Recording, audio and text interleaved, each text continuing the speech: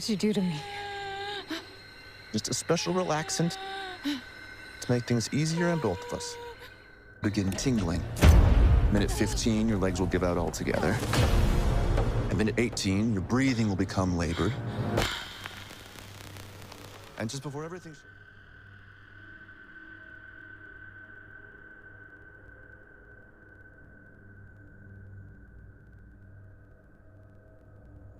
तो all right, हमारी movie की स्टार्टिंग थोड़ी सी टिपिकल तरीके से होती है, जिसमें हम सभी को ही मूवी की स्टार्टिंग में एक आयरिस नाम की लेडी को दिखाते हैं, जो कि देखने में काफ़ी इमोशनल एंड दुखी दिख रही थी। बिकॉज इसका रीजन ये था कि लास्ट ईयर इसी ही स्टेट पार्क में, जहाँ पर आयरिस अभी आई हुई है, एक फैमिली हाइकिंग ट्रिप के दौरान इसका 5 साल का बेटा अनफॉर्चुनेटली खाई से गिर के मर गया था। तो बस उसी की याद में आयरिस वो अब अंदर ही अंदर इतनी ज़्यादा डिप्रेशन में चली गई थी कि अब उसी ही खाई से जहाँ से इसका बच्चा गिर के मारा था, वहाँ से खुद का सुसाइड करने के बारे में सोच रही थी, क्योंकि इसके अलावा इसके पास और कोई ऑप्शन नहीं था। तो खैर आयरिस वो जैसे ही जंप करने के बारे में सोच ही रही थी, तो तभी ही उसी ही वक्त आउट ऑफ नोवेयर पीछे की तरफ से एक रिचर्ड नाम का बंदा आ जाता है, जो कि वो आयरिस को ऐसा करने से रोकने की कोशिश कर रहा था, बिकॉज सुसाइड करना इज नॉट ए ऑप्शन। तो खैर काफी देर तक ऐसे ही बातचीत करने के बाद रिचर्ड वो फाइनली आयरिस को सुसाइड करने से रोक लेता है, यहाँ से चलने के लिए कहता है। तो खैर आयरिस वो जैसे ही अपनी कार के अंदर बैठकर यहाँ से जाने ही लगती, तो तभी ही उसी ही दौरान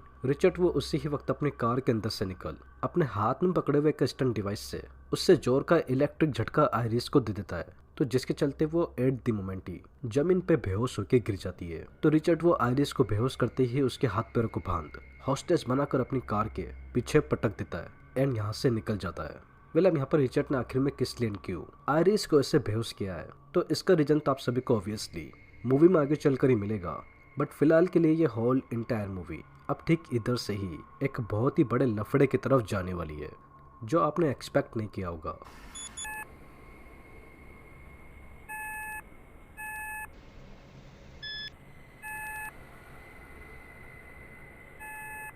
तो हाउएवर अब जैसे तैसे होश में आती ही आयरिस वो अपने आप को एक बिल्कुल ही अनप्रिडिक्टेबल कंडीशन के अंदर पाती है कि रिचर्ड ने इसके हाथ पैरों को बांध दिया था, जैसा कि मैंने आप सभी को भी थोड़ी देर पहले बताया था। बट अब यहाँ पर उससे भी ज्यादा चौंका देने वाली बात ये थी कि रिचर्ड वो आयरिस को होश में आता हुआ देख उसको बताते हुए कहता है कि उसने इसकी बॉडी के अंदर सम सॉर्ट ऑफ एक ऐसा ड्रग इंसर्ट कर दिया है, जिसके चलते इसकी बॉडी वो 20 मिनट के अंदर ही अपना आप ही from top to bottom shockingly paralyse हो जाएगी, जो कि अब इस बारे में ये कुछ भी नहीं कर सकती थी। बट स्टिल हाउएवर आयरिस जिसको ऐसा लग रहा था कि रिचर्ड वो फालतू ही ऐसे बकवास कर रहा है, वो अपनी पैंट की जेब से एक कटर को निकालकर उसको बातों में उलझाते हुए अपने हाथ पैरों में बंधी हुई रस्सी को काट जैसे तैसे रिचर्ड को धक्का वक्का मारते हुए कार से फाइनली बाहर निकल जाती है। तो कार से बाहर आती ही आयरिस जिसके पास और कोई ऑप्शन नहीं था, वो अपनी जान बचाने के लिए घने जंगल की तरफ भाग जाती है। बट अब यहाँ पर चौंका देने वाली बात ये थी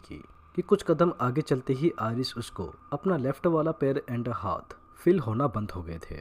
क्योंकि जितना ज़्यादा आयरिस वो भागती एंड मूवमेंट करती उतनी ही जल्दी इसकी बॉडी पैरालाइज होती, क्योंकि ठीक पीछे ही आ रहा रिचर्ड वो आयरिस को ऐसा करने से मना भी कर रहा था। बट समहाउ आयरिस वो अपनी जान बचाने के लिए भागी ही जा रही थी। ठीक एग्जैक्टली आफ्टर 20 मिनट्स आयरिस उसकी बॉडी कम्प्लीटली पैरालाइज हो जाती है। तो बस आयरिस की बॉडी को पैरालाइज देख रिचर्ड, जो कि वो इसी ही मोमेंट का वेट कर रहा था, वो उसकी बॉडी को उठाकर फिर से कार के अंदर डाल देता है। तो कार के अंदर डालते ही कुछ ही कदम आगे चलते ही उसका पेट्रोल खत्म हो गया था। तो रिचर्ड वो पेट्रोल रिफिल करने के लिए पास की ही एक पेट्रोल पंप पर अपनी कार को रोककर पेट्रोल रिफिल करवाने के लिए ही गया था। तो आयरिस जिसके पास इस टाइम पे कार से निकलने का बहुत अच्छा मौका था, या फिर ठीक सामने ही दिख रहे लोगों को देख चिल्लाकर उनसे हेल्प मांग सकती थी। बट अब जैसा कि मैंने आप सभी को बताया कि आयरिस की पूरी बॉडी ही पैरालाइज हो गई थी, जिसके कारण अब वो बोल भी नहीं पा रही थी। उसके हाथ से ये अच्छा खासा मौका समहाउ निकल जाता है, क्योंकि रिचर्ड वो पेट्रोल भराते ही इस पेट्रोल पंप से निकल जाता है। तो पेट्रोल भराते ही रिचर्ड वो फिर से घूमकर उसी ही डायरेक्शन की तरफ जाता है जहाँ पर इसकी कार आयरिस की वजह से पेड़ से टकराकर क्रैश हो गई थी। तो कार से बाहर आते ही रिचर्ड वो अपनी कार की तरफ जा उसके अंदर पड़े हुए कुछ सामान वगैरह को निकालकर अपनी इस कार के अंदर ही रख रहा था। तो तभी ही पीछे से आउट ऑफ द ब्लू एक पीटर नाम का पुलिस वाला बंदा आ जाता है। वो सुनसान से रास्ते पे इनकी कार खराब होते हुए देख बस इनके पास आकर कुछ बातचीत करने की कोशिश ही करता। तो तभी ही कार के अंदर बैठी हुई आयरिस वैसे पुलिस वाले को देख, जिसके पास आफ्टर पेट्रोल पंप एक बहुत अच्छी अपॉर्चुनिटी थी कि वो उसे पुलिस वाले को चल रही अपनी कंडीशन के बारे में बताकर रिचर्ड से पीछा छुड़ा सकती थी कि इसने उसको किडनैप किया है। बट अनफॉर्चुनेटली जैसा कि मैंने आप सभी को बताया कि वो ड्रग इतना ज़्यादा स्ट्रॉन्ग था जिसका असर अभी तक था, तो उसी के चलते आयरिस वो ऑफिसर से मदद मांगना तो क्या अपना मुंह तक ही खोल नहीं पा रही थी। बट समहाउ रिचर्ड वो सब पुलिस वाले को देखकर कहीं ना कहीं अंदर से इतना ज़्यादा डर गया था कि वो बिना कुछ सोचे समझे अपने पास में ही दिख रहे एक कार उठाने वाले जैक को देख सीधा उसको उस पुलिस वाले के थोपड़े पे मार देता है। तो पीटर को उसे घायल करते ही रिचर्ड वो उसकी बॉडी को उठा कार के अंदर पटक कर इस सुनसान से रास्ते से निकलने से पहले उसकी कार के चारों तरफ पेट्रोल छिड़क कर बड़े ही बेरहमी से उस पुलिस वाले को जिंदा ही जलाकर यहाँ से निकल जाता है।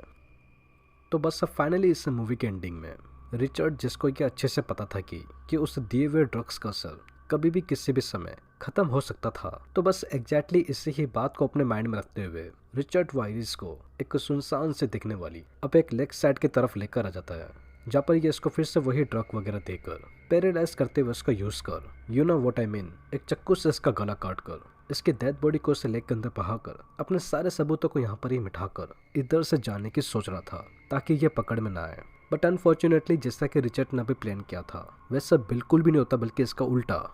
क्योंकि जैसे तैसे रिचर्ड वो आयरिस को उठाकर बोट के अंदर लेकर ही आता है जहाँ पर वो उसको फुल प्लानिंग से मारने वाला था। तो तभी ही उससे पहले जैसा कि मैंने आप सभी को भी थोड़ी देर पहले बताया कि आयरिस की बॉडी के अंदर वो ड्रग जिसका असर अब धीरे धीरे खत्म हो रहा था, तो इसी ही चीज़ को नोटिस करते हुए एंड इसका फ़ायदा उठाते हुए, क्योंकि रिचर्ड वो तो अभी भी ऐसा समझ रहा था कि आयरिस अभी भी पैरालाइज है, वो बस उसके पास आकर उसके साथ कुछ करता ही तो उससे पहले आयरिस वो मौके पे ही बिना अपना टाइम वेस्ट किए रिचर्ड के पीछे लगे हुए चक्कू को निकालकर सीधे उसके मुंह के अंदर घोप देती है। तो जिसके चलते रिचर्ड वो ऑफ बैलेंस होने के चलते नदी के अंदर गिर जाता है। बट बात अभी यहाँ पर ही खत्म नहीं होती।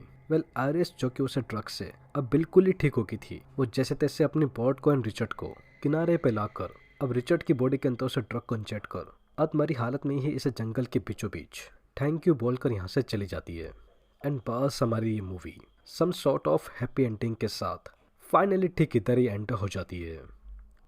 तो दोस्तों यही थी डोंट मूव मूवी की एक्सप्लेनेशन। एंड आई होप आप सभी को ये वीडियो ज़रूर पसंद आई होगी, और अगर वीडियो पसंद आई हो तो चैनल को सब्सक्राइब किए बिना और वीडियो को लाइक किए बिना बिल्कुल भी मत जाइएगा,